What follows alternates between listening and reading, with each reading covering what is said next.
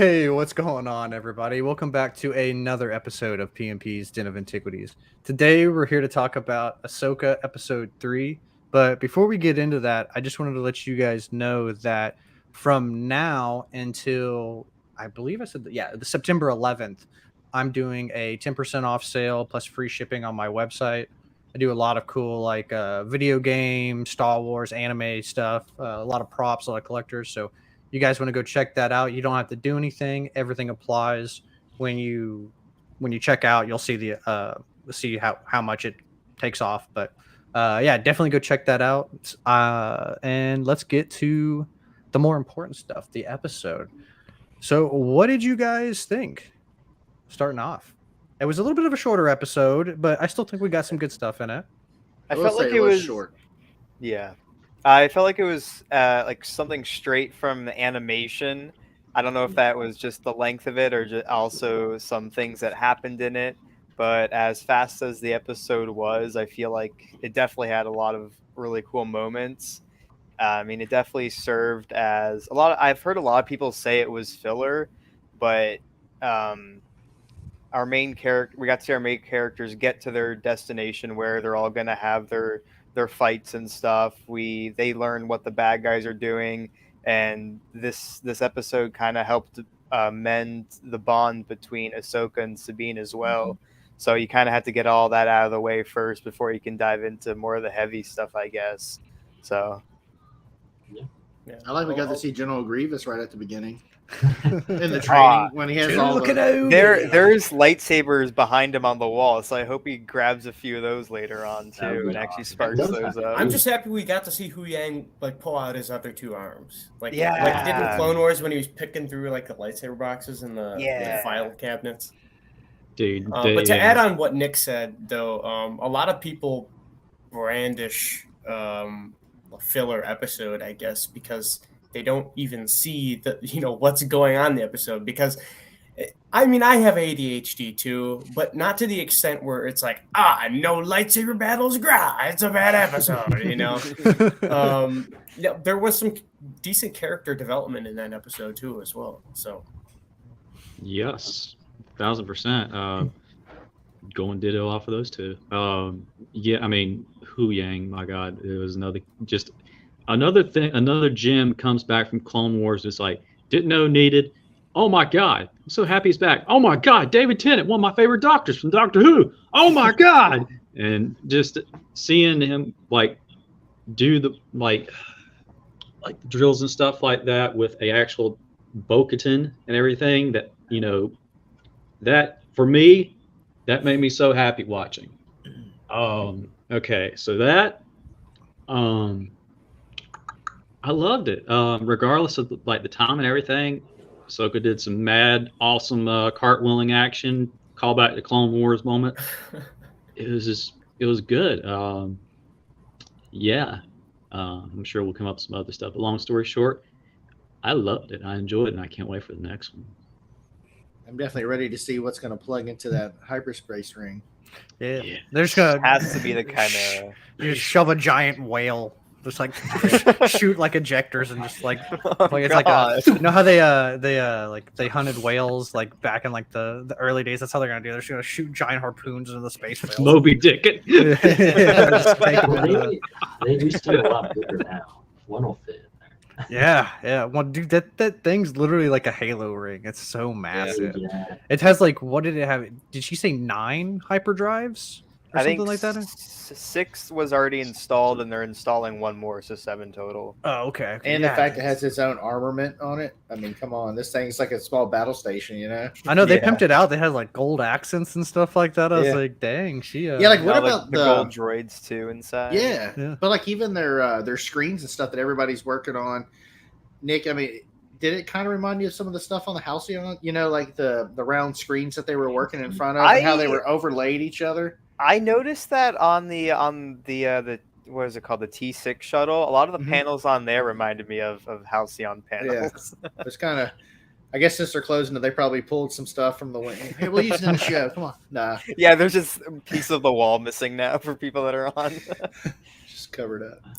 Yeah, no, it was cool to see that battle station, that hyperspace ring, like just like what they have inside of it and stuff. And I guess it's the first time we've ever kind of seen something like that I know of. I mean, I know you guys like hammer through books and comics and stuff, but to see the hyperspace rings I can think of are what the Jedi's used to plug into with their ships and take off. That's about it. So yeah. I think that's the only ones we see as Yeah. far as I can remember. Like as far as like hyperspace rings go. More so, the idea for me is the fact that it's called like the Eye of Sion. Yeah, it's interesting. Which Sion, if for those of you who don't know, is the Lord of Anger. I think it is.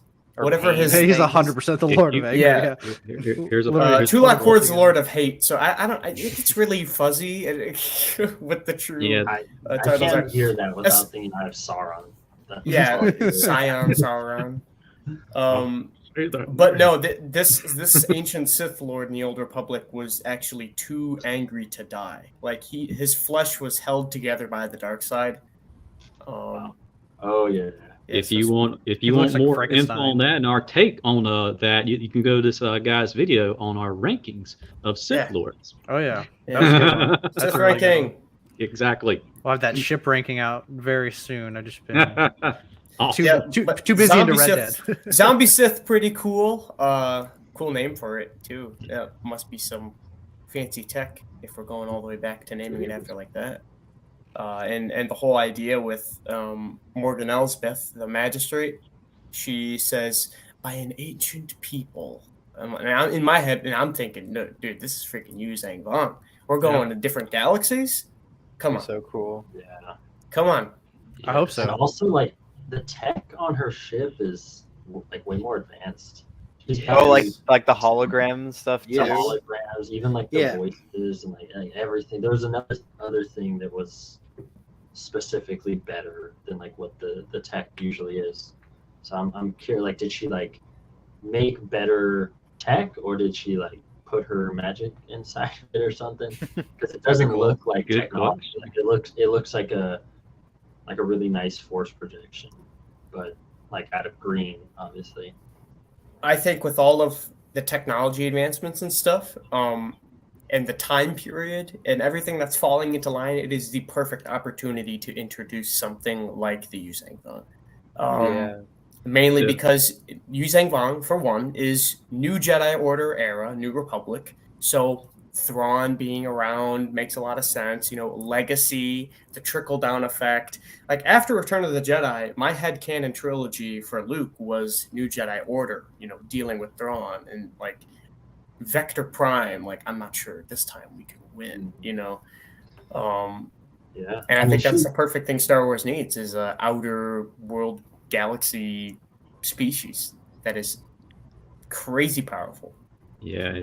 No, just a brief little thing, and I'm so happy that they got that actress back that plays Magistrate. What's her real name in this? Morgan Elsbeth. Morgan Elsbeth. That woman is so deadly.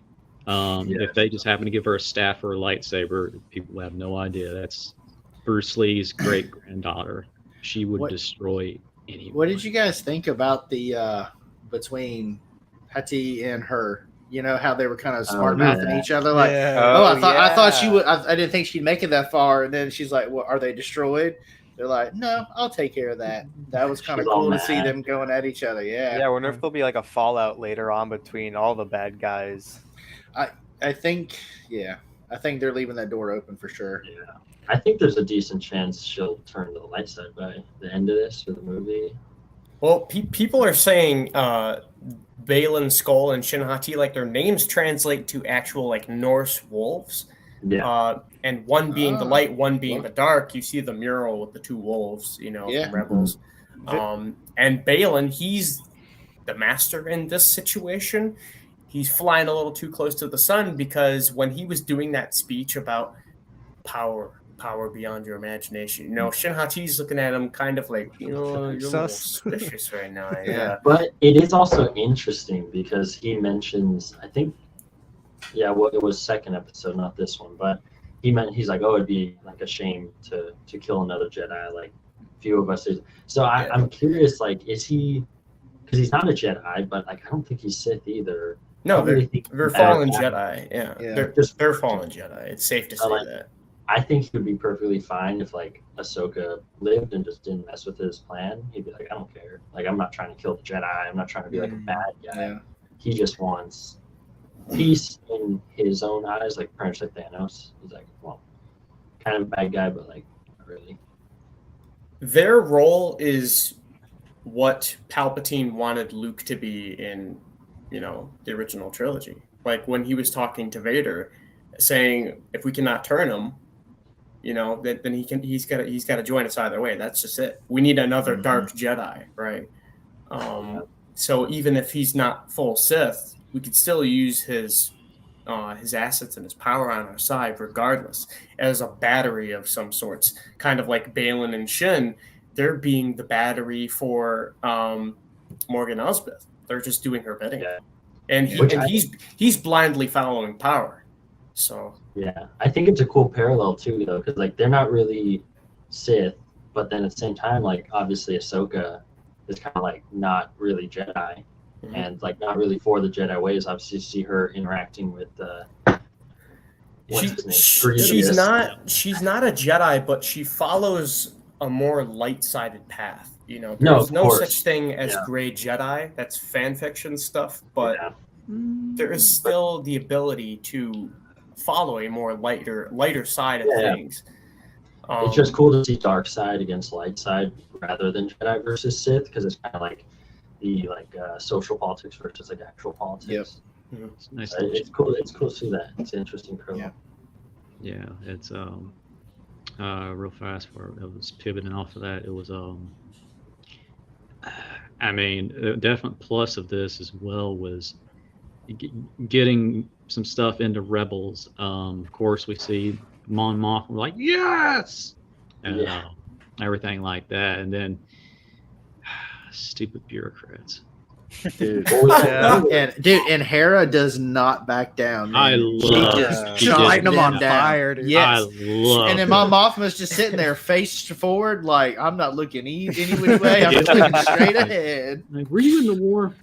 Yeah. No. Oh yeah. No. Yeah. Okay. You're just sitting back, seeing what side wins. Yep. Yeah. I love it. Hera's been through enough to know, that she doesn't need to take any shit from any senators or anything. Hey, what's going on, man? I tried not to laugh so hard because when that one senator dude, he was like, we us senators, we don't get in any of those fights. What you do, we don't get our feet dirty. And then the camera pans over to that one species with like the 3 eyes and like the tan skin, and he did this. He's like.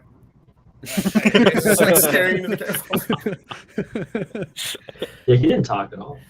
Yeah. No, he got. He doesn't need to talk. He's safe. He's safe in his little posh Colosseum palace. Yeah. Probably has a pull and everything.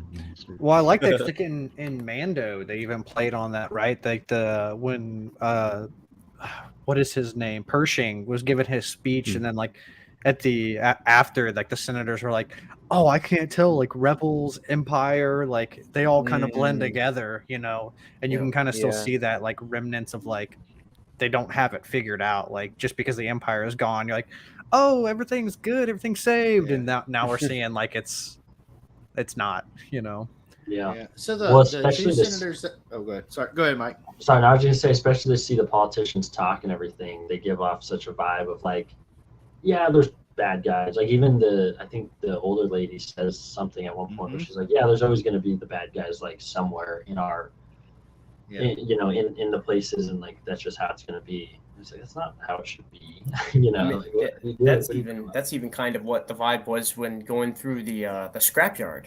And the guy that's working there, he's like, there's the engines and stuff. Well, we got no threats. We're simple here. And they're actually the bad guys. What are you saying?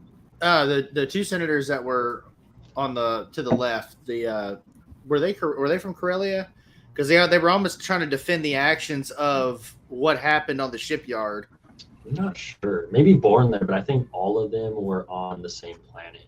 Gotcha. Like they're all like in that hub. They just kind of they were trying to like kind of hush up the fact that that was just like a one shot deal. That was just you know, a bunch of bad apples and stuff. And she's like, no, this stuff's everywhere. You know, long live the Empire. That's not that's not the loyalty I want. So I think where they are might be where we see Starkiller Base blow up, like the planet where the hub is in the Hosnian sequels. Prime. I think that's where they are. Like this is like the start of where their hub's gonna be. It would make sense because the guy in the green standing to the right of God, why can't I think of her name? Mon Mothma? Yeah, Zero or something. Chancellor Mothma.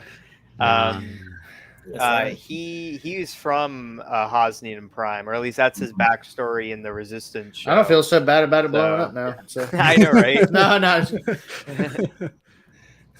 Yep. Correct me if I'm wrong, but she's also Mon Mothma's also the Chancellor in the Heir to the Empire books, right? Yep. Yeah. So it was cool to kind of get that call back as well. And then of course we get why am I blanking on Hera's son's name? It's Jason. Oh, right? Jason Sindula, dude. Yeah. My eyes was were I want to flashing. be a Jedi.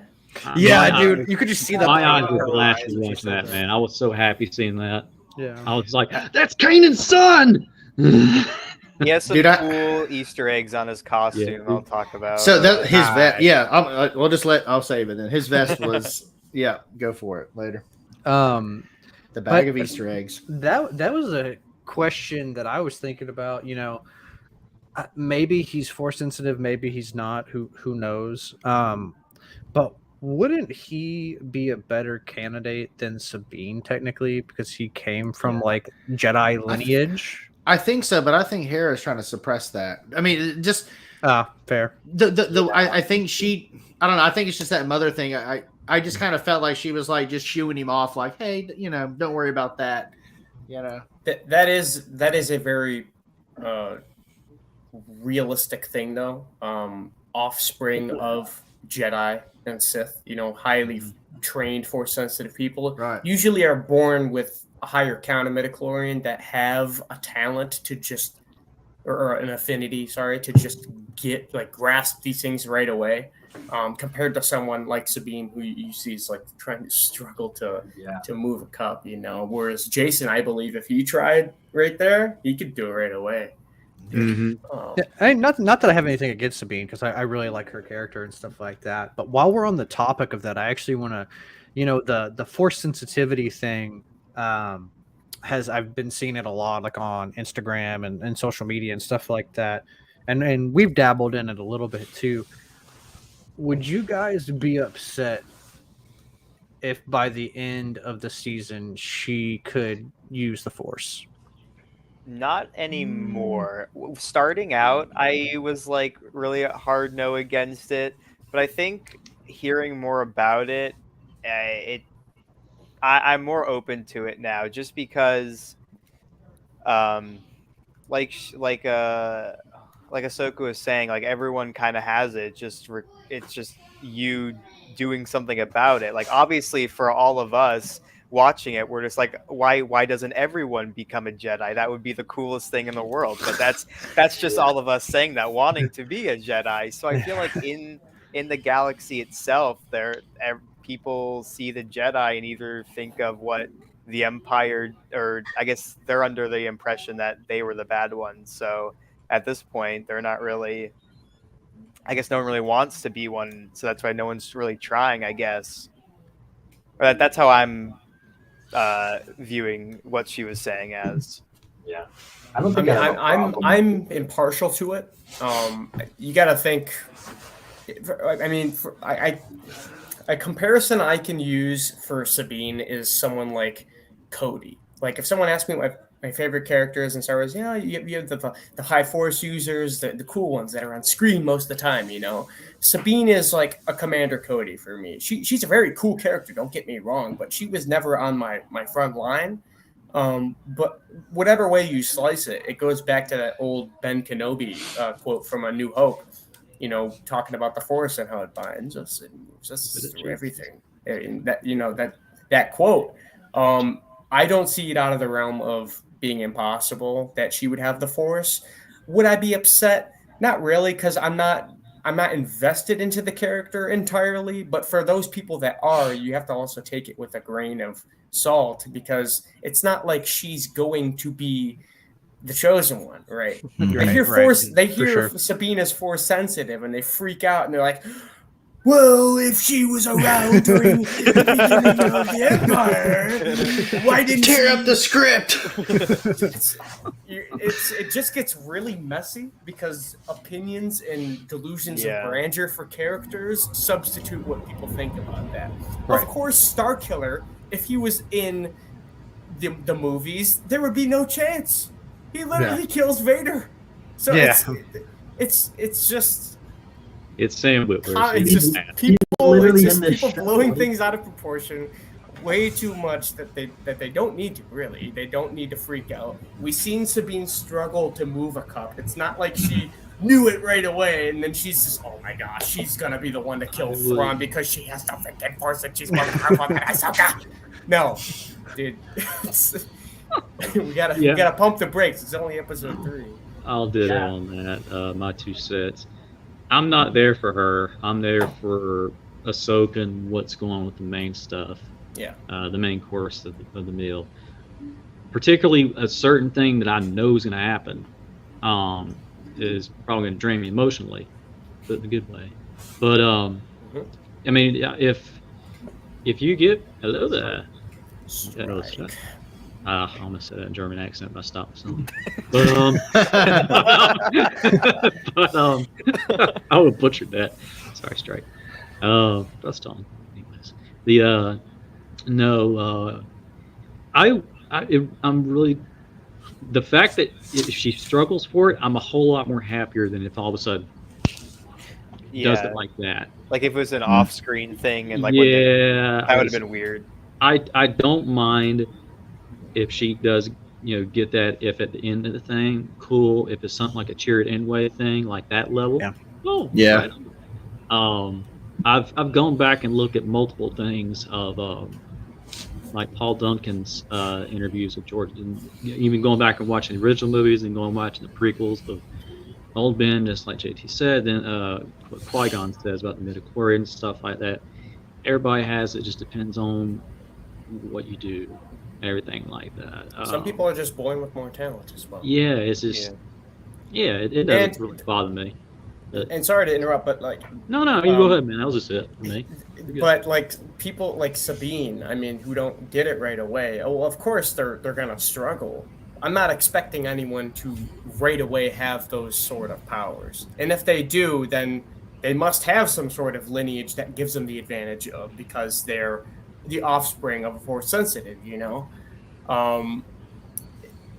I like to think, well, because the force always balances itself out between good and evil, and since it goes through everything and binds everything, I'd like to think that it controls every single foot soldier, every single being in the galaxy to an extent, or it's like, hey, you're on Geonosis and you're a clone trooper.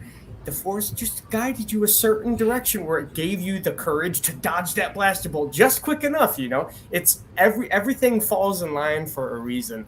And this goes back to what we were saying about Thrawn and who's going to kill her. I think personally, this is my own philosophy, that Ahsoka is being more accepting of Sabine, or she's going to be, because she needs all the help she can get. Mm-hmm. If you have this new republic that's starting out of nowhere and they're ignorant about it, they're like, come on, the Empire's gone, there's no loyalists, nothing like that. That is the prime time to infiltrate and strike into that order and change things for the worse. Especially someone like Thrawn, you're going to need all the help you can get. Yeah. So Sabine being trained, in the Jedi ways, and she doesn't even have to be force sensitive to follow Jedi tradition, right? Mm-hmm. There have been plenty of characters that have followed the path and not been able to grasp it in the slightest, no matter how hard they try. So I'm... Moral of the story, I'm impartial, Was broken more so too. But I'm passionate because there are people that don't understand because they're blinded by how they feel a certain character should be.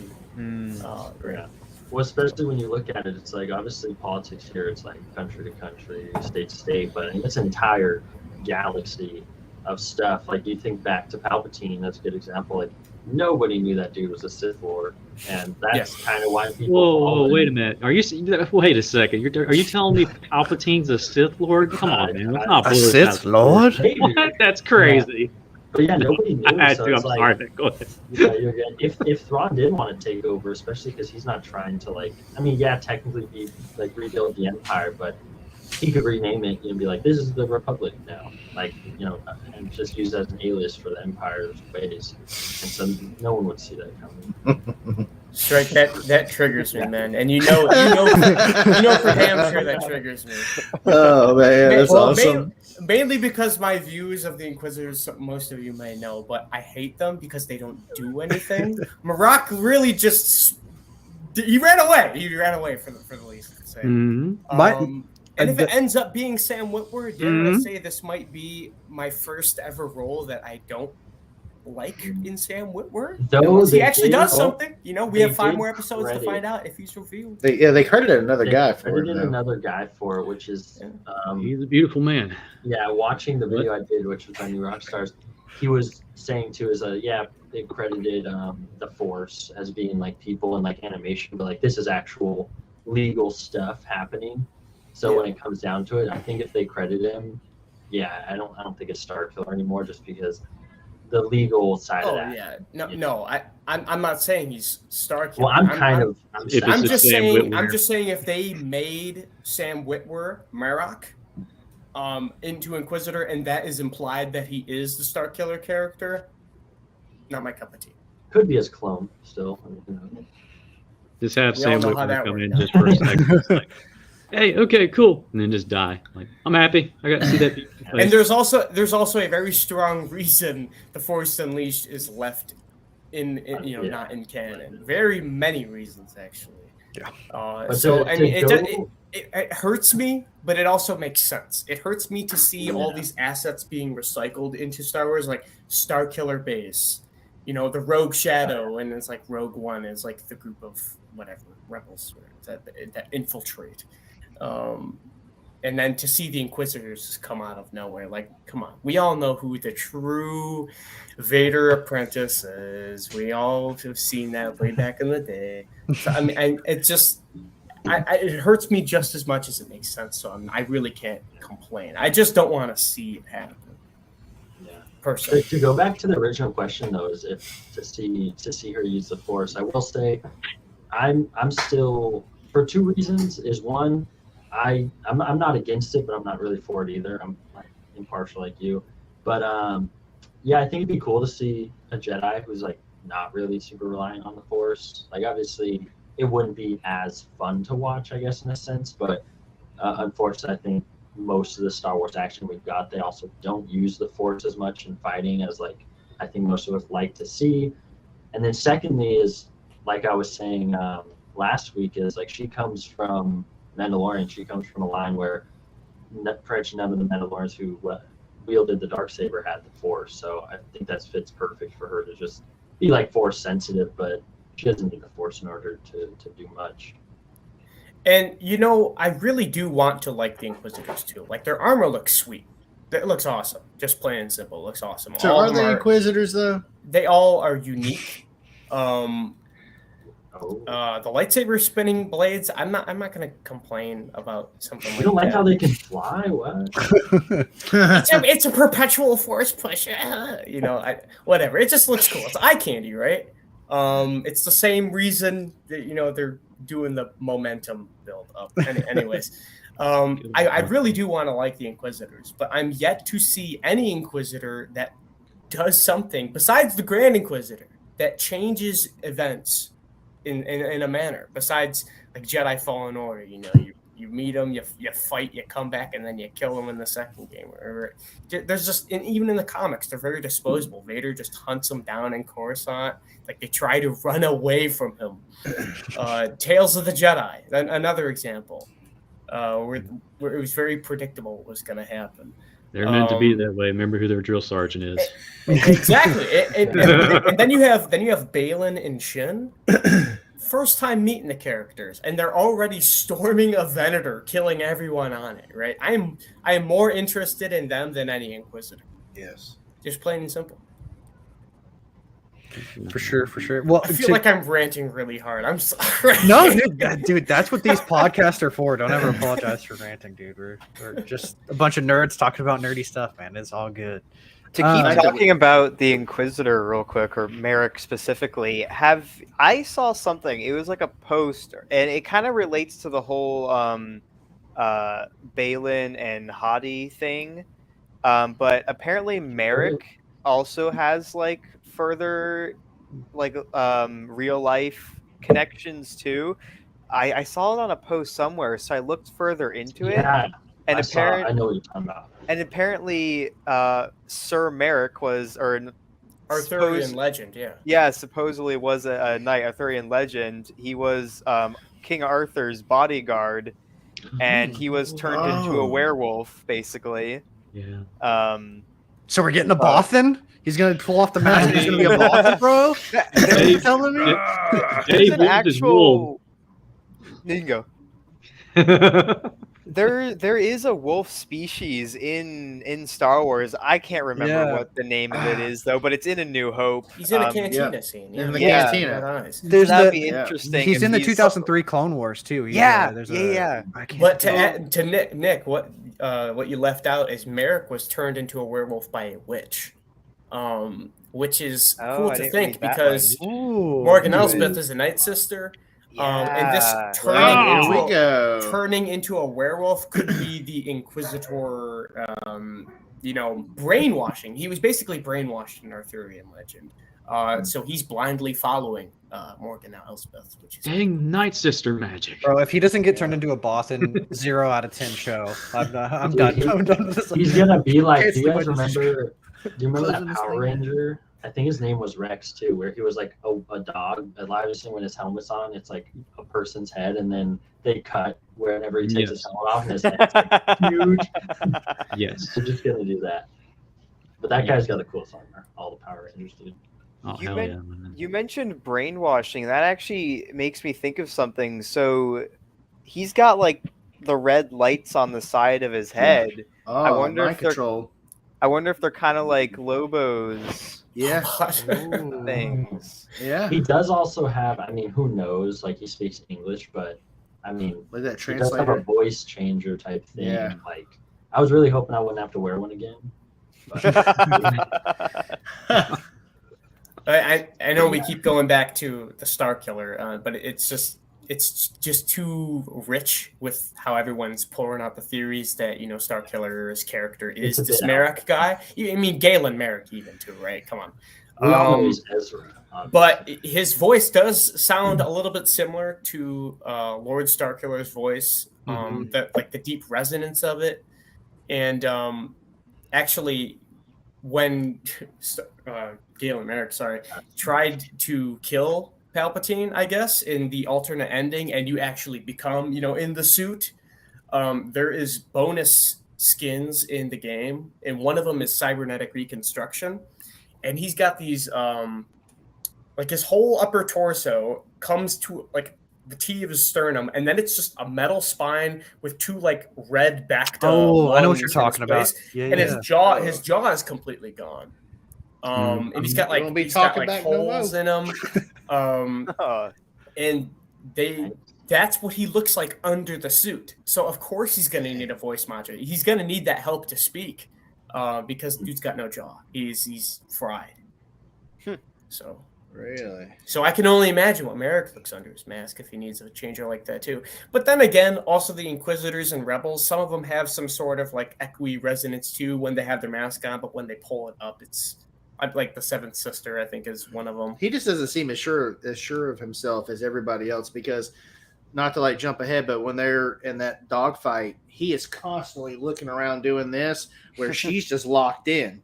He's always painting around, always looking, and she's just, hyper focused on everything else. So no doubt it's hard to see out of that thing. Makes me think of Spaceballs. He's like, I can't see shit out of this thing. Like, she was channeling, Shin was also channeling her inner Anakin too, because that headset. Yeah. She must have picked that up at a thrift store or something. And like, man, this is cool. That's a How good- much is this? what My you God, said, I've seen this somewhere. That's a good. That's interesting too, because maybe he's not as focused, but that also could point to the direction too is that he's like a drone for Mm-hmm. Yeah. what's her face, and yeah, he's just kind of like kill mode, and like trying to focus. Like, oh, let me do this, but obviously, as you see, like anyone who's like controlled isn't, at least when it's portrayed in a movie, isn't really like the smartest. To go on Whoa. this, I really don't think it is, because Ahsoka would have had a much harder time fighting him if it was an actual. Because even like the clone of Luke was giving Luke a run for his money and aired the Empire. She Well, would another can of sense that too. Like Yeah. Ahsoka's met Luke. Like this is after the Mandalorian. But you could hide your Force presence as well. Well, honestly, would she I don't sense know when it? you're Luke if you Because do that. Luke couldn't sense, like the clones that Thrawn made, the stormtroopers, like they were all blank. Like he tried to sense their force or sense them in general, and they were all like blank. So maybe clones don't have any like sensibleness to them. I don't know the what correct I don't know terms. what logic applies to the clones, but I do know in Return of the Jedi, Vader sensed him. And he's like, I'm forfeiting the mission. I'm endangering my team by being here. But that's actual Luke, though. Endor. That's not clone Luke. I know, but like you have a character that's like he's the guy, right? He's that guy, pal. He's that guy. I don't know if you're gonna be able to. Father loves his son. I don't know, kind of cloning. No worries. To hark back as well to him, as well as probably he was having trouble. I mean, look, I'm pretty sure anybody would be, like, what the French toast is going on? Is that space whales? What is going on? What is this? Yeah. Fucking space whales. Thank you for that. I was trying so hard not to laugh during Strike's thing when you said that, dude. I was like don't laugh too loud. Don't laugh too loud. Going, I had to. I didn't want to interrupt you guys because I like hearing you guys cook when you're talking and get excited about Star Wars. But skipping back just a smidgen, I don't know, because it was kind of a little bit before. There was still internet, but like it was a little bit before everything was so readily available. Did Kyle Katarn get a lot of flack when he was introduced? Not because he was a force sensitive stormtrooper, So like, going with Sabine, who's supposedly supposed to be a force sensitive Mandalorian, like I'm wondering like what the consensus is there, because I wonder why it would be like okay for him to be one but not her. I guess maybe because it wasn't established beforehand or like anywhere in Rebels. But Either people liked it because it was new, or they disliked it because it was new.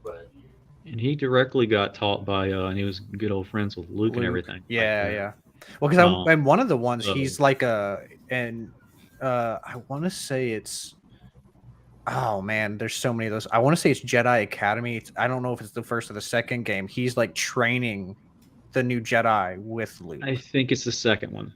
I can't. All those games blur together for me, but but yeah, I was curious because like I said, there wasn't really a whole bunch of like internet and all that, because all that stuff happened in the 90s. Internet was still really new. But I wonder if you guys had heard anything about Kyle Katarn getting kind of flack for being force sensitive. I got the floppy disk with Kyle Katarn's info, bro. Plug it in.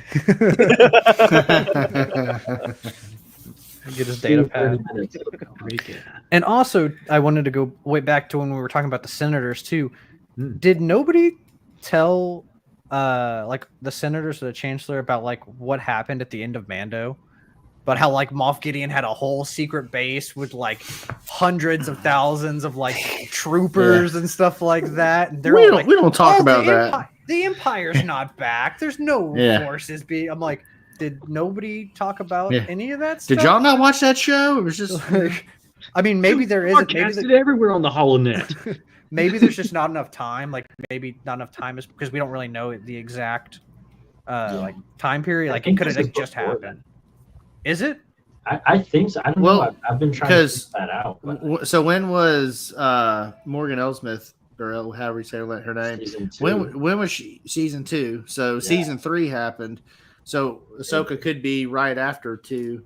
Yeah. Well, I don't know because we don't know how long she As was I held said, we captive. don't know, but I think it's before. Yeah. I feel like it's. We know it's definitely after season 2. Yeah. Yes. And I'm not sure about that. I don't really know a whole bunch about Kyle Katarn other than that he's a stormtrooper turned Jedi. But maybe his dad has. He had a lineage. relative. Finn. He did have a relative. I do remember that. It's been a while, but I do remember he had a relative in that, and that's when he got introduced to Luke. God, I got back and watch that stuff.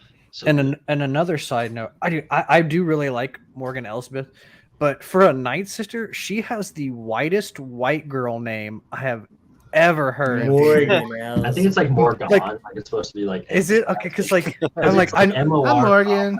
no disrespect to her, but she sounds like she's like some like country farm town girl or something like that, not like a witch of Dathomir. Yeah, you think of Night Pumpkin Sister latte. names. You have like Asajj Ventress, Astaroth, and Estine or something like that. Yeah. It's like And you got some Morgan Wiccan- Elsbeth. I think whenever the first thing happened, I can't remember which one it was talked about before. It was but I think, you know what? Maybe after a certain droid general wrecked their place, like, look, changing names, fixing everything, not going to have that happen again. So I'm gonna go by this. Well, then why is Marin still Marin? That still is like along the Oh, lines well, she's different. I don't know. She's She's I built don't know, she's different. weird. Listen, Morgan is the only Night Sister I've seen that doesn't have like the gaunt white hair and like the pale skin. Yeah, I'm not That's true. complaining though because I'm it's wondering still- why. I wonder if she's like using like magic or something to kind of like conceal her like Yeah. traditional features. That'll be cool, like throughout the show or something, like her magic like lessons. So like at the end of the show, she's like, Dude, that'd be full on. sick. Listen, Yeah. It could be I'm just just like- happy that in Yeah. episode 2 we got to see the Night Sister like green flame in live Yeah, action for the dude. first Yeah, time. even if it was just that little piece, that'd be really Hopefully we cool. get some more like awesome stuff. Maybe like her powers are like heightened when they go over to like the other universe or something, which would be Yeah. super cool. It you could know? just be the opposite of us. Like when you get old as a Night Sister, it turns brown instead of gray. They're gray in the True. beginning, brown at the end. Skin gets paler or darker, I Well, guess, because it's You white. get tan. Yeah, Because you we haven't tan. really- Jackson. Okay. We haven't really seen any Night Sisters in live action, have we? Like she's the only one. The closest would be Marin, but that doesn't Yeah. really count. Yeah. Maybe they just didn't want to Oh, yeah. paint her like they're like, man, we don't want to spend all this money on painting her face. Oh, we already have to paint Ahsoka or Yeah, I mean, all that we got stuff. Like, I don't stuff. know. Just draw some stuff on her forehead and call it a day. Come on. Dude, Nick Priorities. puts it on every podcast. She can do it too. Yeah, Nick can do it. They can do it. Come on.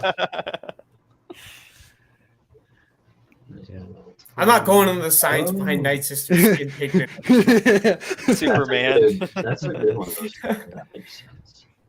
But it is no, dark. Disney's Disney's canon of Star Wars is shows and movies. Yeah. Everything else is considered non-canon. Canon Even fodder. if it perfectly fits 100% into the storyline, it's considered non-canon unless it makes it into a show or movie. Well, Dave's So, I already mean- said that. He just follows like because George was like that. He's He's like like, the canon. movies and the films. Yeah, he's are like that's it. Yeah, You know, that's so- it. But it's cool to see something like Thrawn, who was considered non-canon even back then, Yeah. because he was, heir to the Empire, and he's brought into Rebels, and I mean, even just being in Rebels canonizes him. Oh, yeah. So, like seeing Asajj in the Clone Wars. I mean, we've seen Night Sisters in canon, but Live action, so Morgan cool. would be the first, like in flesh, Yeah. live action Night Sister. Hopefully, we get some cooler stuff from her because, like, I always like that. I'm blanking on what arc that is in the Clone Wars when the like the Night Mother is fighting Mace Windu in the desert. Mother But, like, Talzin. Oh, the Oh, Bardo Mother Talzin versus Mace. That was when good old the hero of the story, Jar Jar, comes in. Our great Yeah. That is such a weird arc. But I do remember like the Night Sister like magic imbued sword though. That was pretty Yeah, cool. Like, that's what I'm the saying. green clashing with like the green flame. Dude, could you clashing imagine Wow. her doing That that with like one of our Shen or things we something did. like that? Yeah. Like So that you know would what be was so cool. really cool when I saw that, and then you have the comic book series Sons of Dathomir come out. Issue 3 Yeah. is like Palpatine, like on the side or whatever, and then Mhm. like there's the green Night Sister blade like on the Yeah. front cover. Super Well, because not a lot of people know that like Mother Talzin wanted to be Palp's apprentice for like the longest time, and he didn't do it because he thought that she could like basically overrun him eventually. Like that was like his like They took her son. It's a good one. yeah, it was crazy. But man, what did you guys think of the we talked a little bit about the space fight, but what did you guys think of? We haven't seen those fighters before. Dude, those are killer. Oh, the design, yeah, go for it. Yeah. Go for it, man. No, I mean, they're old. First, they look like old hot rods, but then you had they look like the old early 40s racer or late 30s, early 40s racers and stuff. Super maneuverable. Whipped it through. Yeah, but I love that. Like none of them were like mint condition. Like when you see hers come, I mean, it's almost like Mando's ship. You see like the yellow is peeled back, and there's like some maroon in there, and all of them are that way. So it'd be kind of cool to see them. I know we'll never get it, but they find the backstory out on those ships, like where they hawked them up from, or that's. I thought they were really cool. What I really liked is like I don't know if a lot of people know if they don't play the games or like it's like a smaller detail, but how light craft like don't have shields and obviously bigger crafts do. So that was cool to just see that like a subtle thing. Like obviously, I mean, lightsabers could probably cut through their shields anyways, but she shot one of them and he blew up. So that was cool to see. Only thing that I didn't like hate it, but I just like I wish their cannons had like a bit of oomph. Like I feel like I like the sound of their guns. I like the sound. No, they sounded cool, but like I feel like they need a little like bit of beef to them, like at least the sound design. But it just the whole time they're getting shot and stuff, and nothing was really happening. I was interested in the the additional 4 guys that were all dressed very similar. Like they must be standard military for her or something like that. Outlaws or whatever, bandits. Yeah, they all had chest boxes were very similar, helmets were similar, face masks. It's like some of their jackets and stuff were different, but what I thought was kind of interesting too is that Shin and Mark didn't have their own like type of craft. Like I feel like most time you see they have like the more experienced or like better fighters have like their own stuff, and they're in the same. They just have like the same kind of run the mill shit. That could be strategic though. They want to keep it conspicuous. I mean that's true, but it could be also like just showing the struggle that they're also going through. Were they not different? I thought they were different. Maybe the paint jobs were, but like the ship design. I think there are some differences. Like in the I don't know if like stabilizers out. Some of them I think had like more of a pods, and some of them are like skinnier, like I guess stabilizers. I mean just more like overall design. Yeah. I mean the basic designs I would say are damn near close. But they're cool. They were sick, like a MiG and like a P-41 and everything. Like they're badass to me. And not even Shin like having the same like headpiece as Anakin, but just like the camera angle that they used to inside of the cockpit of the ship. She's like doing like that lean. Yeah. Like the Jedi also that little radar thing that she has in front of it's like a little like square, and it's like that's very Octis class interceptor. I just liked how focused she was. I mean, she was just locked in that whole time. Like she wanted the T6. She was chasing it down. I mean, she was, but like I said, everybody else was kind of all over the place, and she had a job and she was going to do it. She was not distracted by space wells. She had my respect. Yeah. No. That one guy should have flown anywhere, but instead he flew right towards the lightsabers. Yeah, right.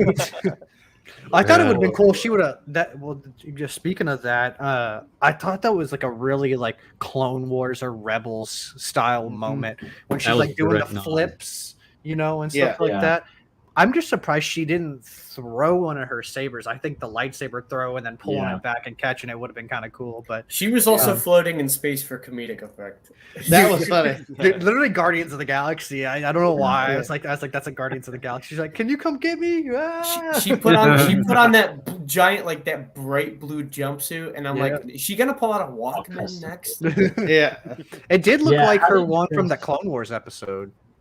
When she's on the, I think Strike called it out, but she looked in the watch party. But when they're going to Mon Cala on like the sub, like the, I thought that was kind of cool that they paid homage to that a little bit. It felt like for me, it's as goofy as it is cool. It was Yeah. a little interesting.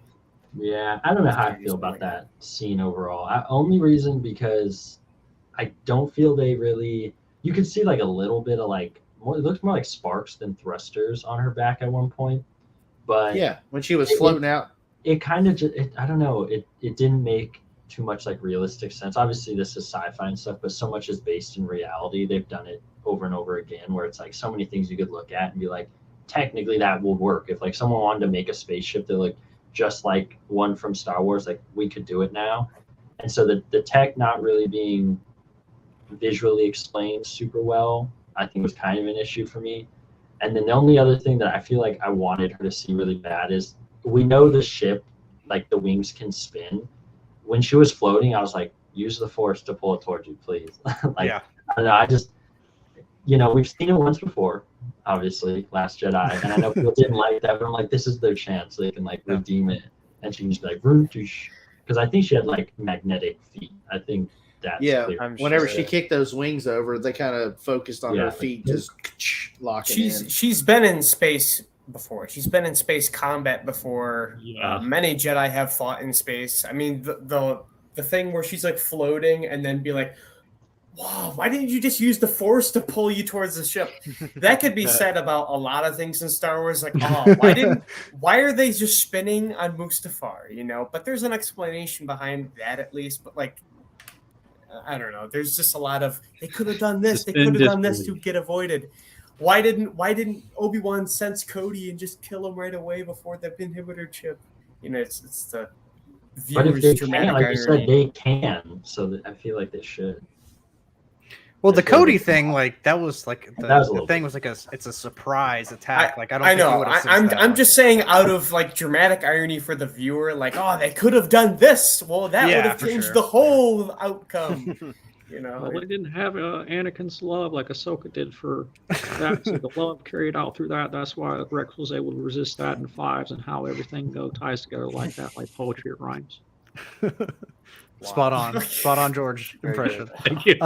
What did you guys think of the space whales, the Purgle? That's like the first time we've seen them in live That was action. awesome. So We know what Charlie thinks, but what does everybody else think? Thank you. Making the clip of that. Like I thought that was very like Star Wars. Like it almost reminded me of Dave keeps pulling from Clone Wars and Rebels. Like it reminded me of that Balmora's Run episode where they're like weaving through they're not space whales in that. What are they? I don't remember what creature they were. They're like stingrays, basically. I think. Yeah, but it was cool, like trying to weave through. And then in the Clone Wars, those big stingrays, and also the Beldons in Bespin in the Battlefront 2 campaign. Like there's a lot of There's like jellyfish things. Yeah, there's a lot of floaty living organisms in Star Wars. Yeah. So I'm not gonna complain. Big whales, put them up there. It's fun.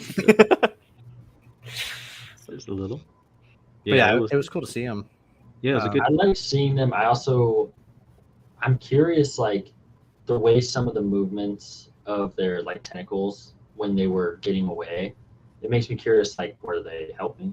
Were they not? Like we don't know because I was saying how when they fly past one of them, like I mean who knows because ships are fast, but you can see kind of the eye turn. Obviously they see the ship, but it's like I don't know if does anyone know if like they're force sentient or anything? Like I mean, I would imagine there's some. I sort feel of, like they are a little bit, and I'm like, did they like see Ahsoka and are like communicating like, okay, we gotta help because like as soon as they go through, it closes, and they gotta veer off path, and I'm like, interesting because like, if they see, they're like, okay, well, Ezra is like our friend, and like.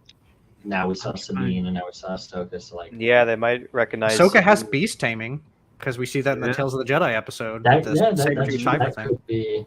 I'm trying to remember the episode when they first appeared in Rebels, and then much later, whenever Ezra does his jam and him and Thrawn do the whole thing. I want to say it's in season I 3. guess it is beast control, but like they would have to be force receptive. I don't know. I think watch.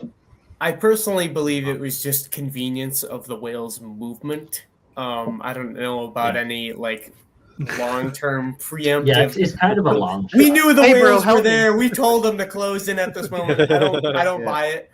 I think So- those whales are kind of like the mythosaur, where it's like a cosmic being where you just let them do their thing because We did see him in Mando. Now that I think about it, remember little- Baby Yoda's looking up, and he's seeing them when they're in yeah, hyper. yeah. Now I guess we didn't Yeah. see them like we saw them now. But Yeah, that was just kind of like the silhouette of them. Yeah, But it's interesting too. Yeah. We didn't see. I don't know if it's their babies or they're like a subspecies, but we didn't see any of the smaller ones like we see. Oh, you're Yeah. right. that's just dude. That's like real life. You never see a baby pigeon. What the hell? You never see a baby What pigeon. the heck? I No, you know. don't. God. JT's like exploding my brain right now. I don't think I Yeah. ever have. I've on never camera. seen What's 'cause one. the pigeons are government. Oh, they're all little cameras. robots. That's right, yeah. that's why. They're only released at one size. So. My God, Um, Look at Hitchcock him. was right. And then I wanted to ask you guys. So I would imagine that Sabine and Ahsoka are gonna somehow find their way on that giant ring, and they're gonna travel with. I imagine they're also probably gonna go like the, whatever world or other galaxy. You know, I don't think Yeah. they've given it a name yet. They just said another galaxy, but. How do you guys think that they're gonna travel with that ring? Like, how do you think that they're gonna? Do you think they're gonna like follow analyze like the whale's patterns, or like travel like almost like migrate like with them? How they do it? I'm curious to see what y'all think about that. I'm hoping that by the end of the next episode, episode 4, that the bad guys like escape somehow and they like start heading there first, and then our protagonists are like, oh shit, what are we gonna do? And then they find some way to like use the Purgil to Ahsoka's travel to beast the other control. one. Yeah. So like you can kind of like see the difference between like, oh, the bad guys, they're using all these machines and stuff where if they're spending money and wasting time and Yeah. resources building machines, or if you just take your time and concentrate, you have living things that could help you. Are you pop in the So- whale's mouth and just travel light speed through the whale's mouth? Prince Jonah. Yeah. Ahsoka. Jonah in the Bifrost. I forgot about that story. I mean, I if, was talking about from the Bible, but if anything, man, you can just pull an Ace Ventura and just trick one of the space whales into there and just pop a rod on Oh, that. God. Really.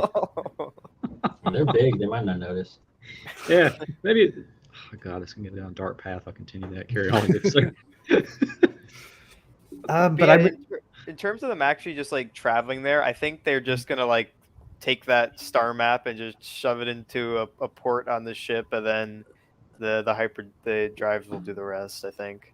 But it was said that they need. That's why they're building that giant ring, is because they need like 6 of the hyperdrive. Like a one hyperdrive won't be able. You think they'll be able to build something? Because like if they're not on the ring, I don't. Other than the whales, I don't see how they're gonna. Oh yeah, I'm talking about like the bad guys. They'll probably Okay. they'll probably get the star map. Well, they have it right at the moment. Yeah. Yeah. Yes. Yeah, so they're probably just gonna plug it into something on the ring, and they'll just take off, and then But maybe that does leave the question of if they're missing 3, like how quickly are they going to get those? You Well, I know, think like- I think the last one was the one from Corellia that they were putting in place, because I thought Yeah. on like the little diagram that Hugh Ang was showing, 3 of them were in place, and then 6 of them were in place, and then the last one was getting lowered in. I could be Oh. wrong, but that's what I thought I saw. I think when I was looking at it, I didn't listen. I was just looking. I thought they were missing like 3 of them. Listen, that giant donut had like turbo lasers on it, so my mind was Yeah. there on it. But I think that's really. I mean, this was like I said, it was a shorter episode. I'm surprised, honestly, we managed to talk for an hour about this stuff. We've gone double the time, so I know. I thought it was. I was like, oh, this will be like a 30-minute podcast. I should know by now that with us, it's never a 30-minute. You should have known. I'm not complaining at all because I love geeking out and nerding out with you guys. I'm not complaining at all. But I was just like, oh, it'll be like a 20-minute podcast or something like that. But I do have one question, go for it, man. which could be about the rest of the season or this next episode. But I'm pretty sure that this next episode we'll see Ahsoka and Baylan fight. Yeah. It's kind of a hard question because we know what happened, but knowing what happened to the actual actor, do you think Ahsoka might kill him in this episode, or will he die in the season? well, I mean, He obviously can't be anything else, which is sad. yeah. But I'm kind of was like, I don't know how they would go about it. They might just leave it to like let him do what they filmed, because I know with Carrie Fisher they kept in all the actual filming and stuff. They were like, well, let's not make CG doubles. So I totally get that, but I mean, they could pull something off to where they still use the same stuff, and then like they leave and something explodes. I don't know. I feel he's probably not making it out of the show even before his death. I just think with his character the way it is, I'm not gonna say he's an expendable character, but I think he's just like a vessel, just another item for attack or something. He's too cool, man. Cool characters don't make it out of Star Wars. He right, yeah. Balin is the MacGuffin. I mean, it's safe the way they did it with him, like this. He's power hungry right now. Like that's the only reason. So I think it's going to be an Icarus moment. He's going to fly too close to the sun. Yeah. So. God. And I think that will end up developing Shin Hati's character as well. Like him dying. That's true. That's going to change her in some way. But just in my opinion, I feel it's going to get her on the lighter side more than the darker side. I don't know why. Or vice versa. True. Either way, I'm interested. I'm way more interested in Balin and Shin than any, Merrick or. I hope he doesn't die next episode, personally, just because I like him and I'd like to see him a little bit. Like I'm okay if he dies like towards the end of the season, but I don't think it will be next episode. Nah, it was strong though. Like that first episode where he's like going down the hallways. I was like, I want to see more of that. I know. I mean, it was almost like Vader coming through the hall. I mean, everything, just short of choke slamming somebody to the ceiling, right? He definitely is like a juggernaut type, Malgus character. Big boy, man. Dude, and then when he just stands there and then he orders like the HK droids and stuff on CTOS, he's like, go find them or something like that. There's such like a sternness about him. Like he's gonna, dude. At any moment, this dude could snap and just destroy anyone. I'm excited to see that. He's just waiting for him to pull up. It's such a fascinating character as well. So it's just like, man, you really got to think about it. But at the same time, like, well, reality is that they're running out of this. But like, another reason I love him so much is he is not gung ho on killing things, and like he's the inverse of Mace. He's like only doing what's in his way. He's a survivor. He's literally the inverse of Mace. Mace had the purple, lightsaber, so dueling on what dark side. His color and everything like that, orange halfway and red a little bit. I love the Dark Jedi aspect so much, and at the same time, I love how he even gives people warnings. Like even when he arrived, he was like, "You sure you want to do this?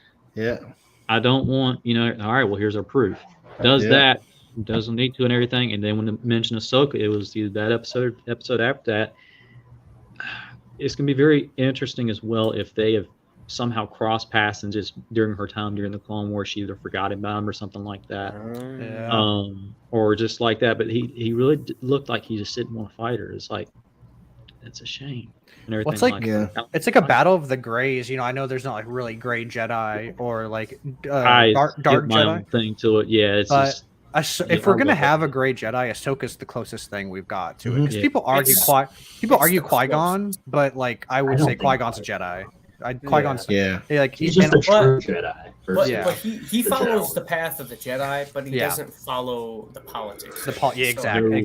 He is a Jedi. But it is kind of the battle of like the polar opposite, because like she's like more towards the light side, but she's not a Jedi, and he's more towards the dark side, but he's also not a Jedi. So I kind of like that aspect. So cool. That's the thing. That's the whole. That is the whole thing about Star Wars. There is no right in the middle. There is a lighter following, a darker following. Light side, dark side. There's different shades. There's different shades of both, but there's no right in the middle. There's 50 shades of Force users. Buddy. Yeah. Do you think that Balin just paid $10 or $20 extra for Fallen Order, or did he wait to get? I would like an they probably won't give us one, but I would kind of like an explanation of like the orange saber, because I would even argue that in like Jedi Survivor that oh man, I'm blanking on the dude's name. Dagon?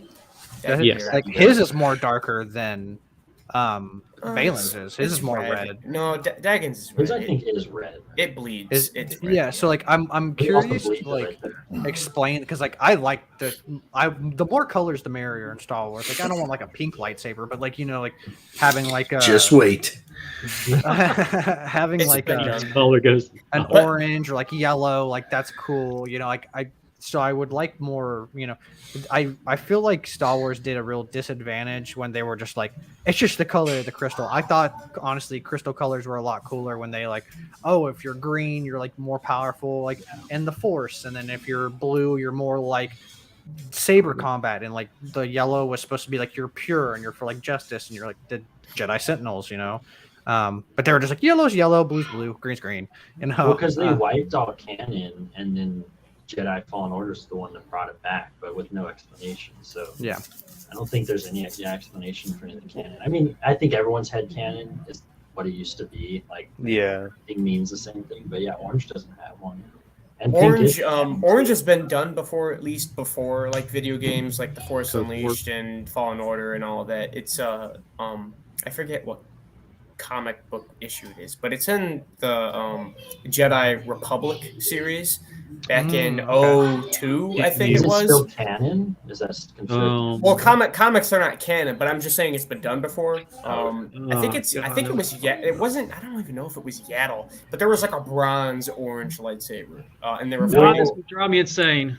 Does Uh, Plo with the Koon have one, or mask. did Yeah, Plo Koon have a Koon had yellow? orange Plo and Koon was white. yellow. Yeah. Was it His yellow? yeah, He his had red both. was that. He's had both. I think he's even had like blue, like in the So all in comics. so they made He's had an they made Plo Koon. What's that? They made Plo Koon have a blue lightsaber in the Clone Wars. I don't know what choice of that was Dave's, why he decided that. But if you play Jedi Power Battles on the PlayStation 1, Plo Koon has a yellow lightsaber, and he also has an electric judgment ability. Yeah, in the that's game, Yeah, sick. which big trouble. translated just as like a laser beam that you do that with your hand.